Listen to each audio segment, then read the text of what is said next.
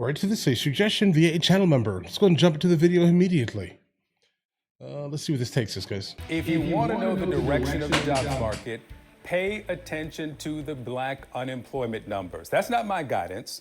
That's the guidance from economists and experts who know much more about this than I. But let me explain.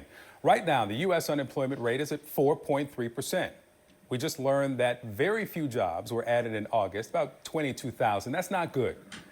If you were to describe this via text, you send a red alarm emoji.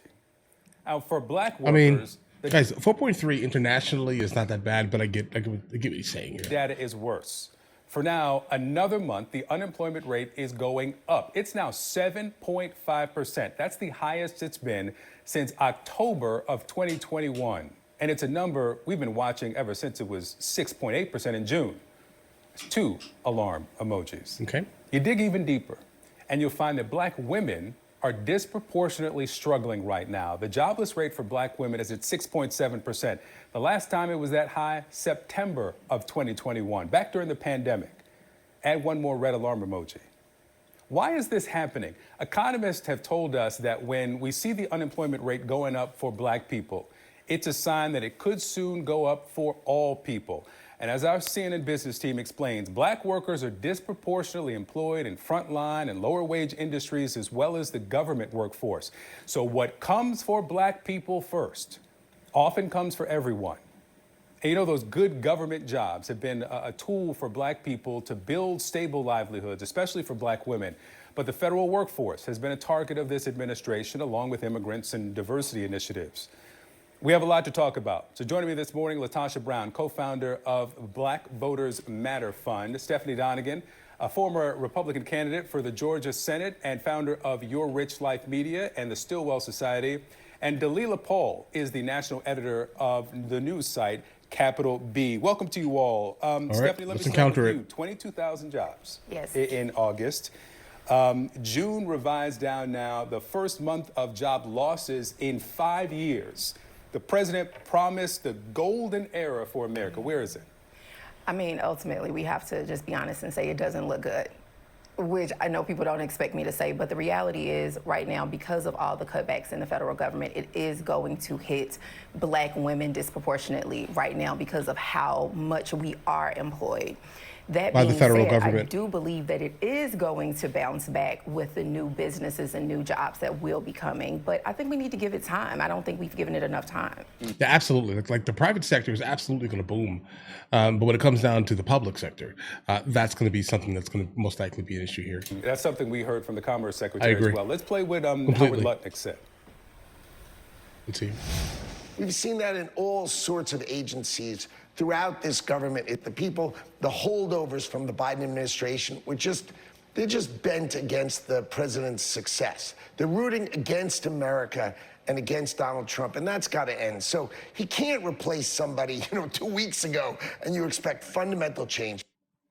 LaTosha, he says, give it time. The challenge with this is that when you look at black women, we, and particularly in terms of women, we are, in terms of participation in the labor market, we're 60% more than all of our women counterparts of the labor market. But what's interesting in federal jobs, we're about 11.7%, which means that's in parity of our population, right? So basically what she said here, let me translate that for those of you in the back here.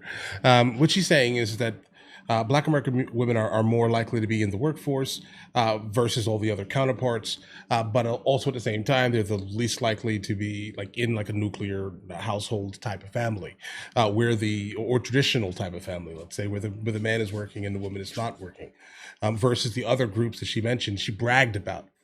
That actually are in traditional nuclear family type of environments. About 11.7%, which means that's in parity of our population, right? But when you look in the private sector, we're less than 1.8% when you look at higher management jobs. So what we have seen is that federal jobs have actually created a pathway and opportunity that black women, it demonstrates that when black women are given an opportunity, that there are federal protections that allow us to matriculate, that what you see is that we're able to get representation. What he's saying around that we're supposed to just play on the market, but what we're seeing is an underrepresentation in the market, that oftentimes we're underpaid in the market, we're in entry-level jobs. You do not see the same kind of economic stability that we've seen with federal employment.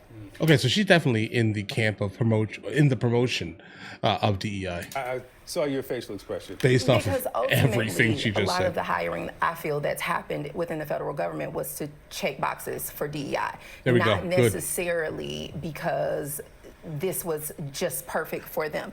And I only say that because of how many black women have been employed. And I think that's part of the reason is we're seeing the layoffs that we're seeing and the unemployment, because that's how they got hired in the first place. You know, I think the interesting thing about that is that in terms of federal jobs, that is merit-based, that people actually are able to keep their jobs or even to literally ascend based on being merit-based. Let's We say don't see 70-30. that in the private sector. So I think it's really to say that black women working in these jobs is to check a box. It ignores the fact that is a merit base. Well, to a degree, because I do know for federal government, depending on what your history is, if you have worked in the military, if you're black, you do get extra points when it comes to hiring. And so being black in general 70-30. will push people up when it comes to hiring. Being a black woman will push people up Even when more, it comes to hiring. right? Because that's even double, bro. You're black and you're a woman. Oh my God, let me hire you so I can fill in the blank and check off a checkbox. That's kind of what it looks like from the outside, guys. I'm not a black woman. I don't know, right? But the point is, that's what it looks like when it comes down to like the terrible services that we get at basically the DMV. Guys, listen, I wonder if all of this is coming because of how terrible the DMV runs. What do you think? Let me know in the comments, guys. I mean, listen, it may, because of how terrible and how long you have to sit in that stupid building. All right, dealing with people who don't want to be working there at all, but are comfortable completely being within the air conditioning, let's say. Okay, I wonder if it's all because of the DMV and the lack of terrible services. The lack of good services. But either way, Yeah, can I pause? I think we have to think about the impact. I mean, the fact that you have hundreds, thousands of black women who are out of jobs. Women from the age of 40-something, 50-something who are caregivers for their families. We've had reports. We have interviewed women who are struggling right now. So I hear what you're saying about the checking of the boxes, but I think we're losing sight of the human impact of this. oh, she's a victim. Actually, I agree with you on that. I actually feel that it's quite unfortunate that that has to happen, but we cannot continue to keep people in jobs to keep a payroll going. Right. I think that's unfortunate. Mm-hmm. But that This is what the Department of Government Efficiency did. That's legitimately what they were like. Listen, bro, these people are working and nothing is getting done, and services are still terrible. Get rid of them.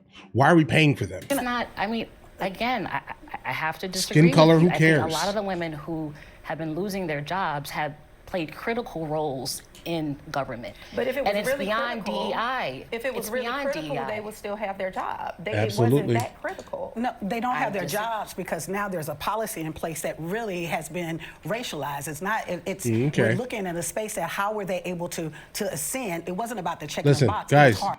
Guys, hold. I'm sorry. I'm gonna stop stopping here, but it's a lot happening right here in this argument, guys. When it comes down to it, if there's a gigantic amount of people of a specific group that were hired for something because they are part of whatever group we're talking about here, you cannot be surprised when they decide to get rid of that specific program.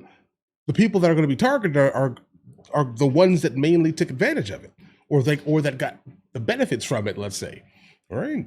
If it just so happens to be Black American men or Black American women, it is what it is because, on a serious note, you took advantage of a program, basically, right? That's it. So they cut the program, you no longer have access to it.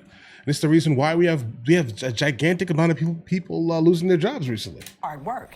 We know that in a culture as in America, You got when the have job black without women merit. ever been given something just because we're checking a box? Oh, my God. Women, we are the cornerstone Welfare. of this economy all across it. Well, I hear you, but I can also say that one of my Food first jobs stamps. was for the federal government, and I was very clear that I got pushed up ahead of people because I was black and I could check the box. Well, let me ask you this, because there's a gender economist, Katika Roy, who calculated between February and July that 319,000 black women lost their jobs in the private and public sector. Yeah. In that same period, job increases for white men was 365,000.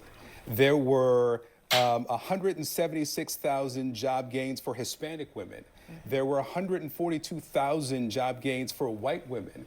And so when you suggest that these black women were in jobs to check a box, reconcile that with the increases for these other demographics and communities. Well, those jobs were earned and they deserved better jobs and deserved to have more jobs, while the hundreds of thousands of black women were just there to be pushed along and check a box? Well, no, that's not what I'm saying, because ultimately I think we all can agree that DEI has not just helped black women. No. So that's in the first place. DEI has helped minorities, women, white women. A lot DEI has of helped women. not just black women, but No, when it comes to the women in conversation general. of federal workers, with us being such a large percentage of federal workers. It's deeply insulting to say that. It's deeply insulting. That Insulting. When you look Is it true or does it hurt your feelings? Which one is it? at federal workers, we make what, 11.7%? That's just in parity of our population. And so that there you have 80%, and more of people that represent different segments of society. So to suggest that black women in some way, that our presence in the federal government has come from just somehow we are checking the box, really undermines the fact that we have been the cornerstone of the labor market in this country. No, it doesn't. Okay, I can definitely see what she's saying here, because that definitely does immediately sound terrible, because you're saying that there are no black women that have the ability to reach whatever merit-based system. I get what you're saying here. Listen, I'm not ignorant of what you're saying here, right? But there's a good amount of people that have been hired. Is it every single person? No, there's no real such thing as 100% of a monolith, let's just say. But guys, there are a lot of people that have jobs, government jobs specifically, and they do it terribly. Okay. Again, I'm going to go back to the DMV, because we need to fix that. I don't care who gets hired, right? But we need to have a little bit better, mannerisms when dealing with people and things like that, and doing things in a timely manner, right? And lack of attitude because you're a government employee. Right? You get what I'm saying here? I hate the DMVs. I'm sorry, guys. It doesn't. It just looks, that's the way you want to see it. It doesn't. Ultimately, black women were not the only people who were laid off. It's just that the conversation we're having today right now is about around black the women. large percentage of black women, and that is because of how many black women are employed federally. By the federal but government. Ultimately, when we talk about people who have still been employed, who have been hired of other ethnicities, of other races, I know for sure, I've seen the conversation on social media of people saying that they're not going back to work yet. I've seen the conversation of people saying that they're going to sit on unemployment. I've seen the conversation of people saying they're going to start businesses. And so ultimately, I don't even think the numbers are completely correct yet. And I don't know if we're going to know that for a few months. Dalila, let me get you in here, and I'll bring this, that black women bore the brunt of the job losses during the pandemic. They bore the brunt of the job losses of DOGE. And so as we look at this continue in private sector as well, what's that mean on a community economic level, on a home economic level, with black women disproportionately being head of household? Yeah. Right, because the men are not in the house. In many homes. I mean, it's the ripple effect. It's the fact that people can't pay their mortgages. People can't afford to take care of their parents who are sick. I understand They that. have kids in college. But I want to also mention how, just back to her point about the jobs, the Department of Education had a large amount of black women who were laid off. Many of these women worked in the civil rights divisions. These offices investigated discrimination against black students. There are these real consequential ripple effects that are happening professionally and personally. And we have to keep that in mind. So do we not think that these jobs will come, as this coming to the state, the Department of Education coming to the states, are we not looking at it as though the jobs will open back up? Are we not looking at it as though it stopped on a federal level, but it will move to a On a state private level, Are we just right. ignoring that fact? No, what we're looking at is that households are being impacted. What we're looking at is are we going to continue paying people just because we feel bad for them when Yes. those shows That's what that they these want. divisions- No, this isn't about feeling bad for them. We're Oh, saying okay. that there are credible workers who have actually contributed and continues to But in contribute to this departments country. in which we've shown waste, so we can't keep But how have we proven in waste? How waste. that's not been proven. We've got to pause here. Latasha? Oh my God! Listen, we're like the only community that is like this, guys. I promise you. Like where the majority of the community is where legitimately the woman is the head of the household. Like, I mean, I think that is what the average, common typical average Black American is experiencing, specifically growing up, where the mother is the head of the household. There's no father in the household. Listen, I am absolutely team nuclear family, and I'm only team nuclear family. I'm sorry, I get it that offends some people because they just, that's not for them. That's fine, guys. Listen, we don't all have to agree. I like the fact that we don't all agree because it would be boring if everyone agreed with me in the comments. Boring. Okay. I like the concept of nuclear families. I do think that the majority of this could just be immediately solved if that just wasn't the case, if we go back to kind of how things were traditionally. But that's fine too. Listen, guys, live your best life. All of these like the gender studies degrees that they got, guys, is not really that meaningful in the real world. They realized once DEI ended, it was done, guys. Right? Look at what's happening here. All right, just pay attention to what's happening here. I think that this is not going to end anytime soon. I do think that we're kind of like encountering like a reset or something. We're starting to come back to our literal senses and say, hey, listen, guys, we can no longer deal with the federal government wasting money to have completely inefficient, federal buildings, services. Does it have anything to do with Black women? No, it has everything to do with the people that were hired initially to fill all these spots that are not, unfortunately, living up to what's actually required to give us a better standard of federal services. I'm sorry, guys. I hate the post office.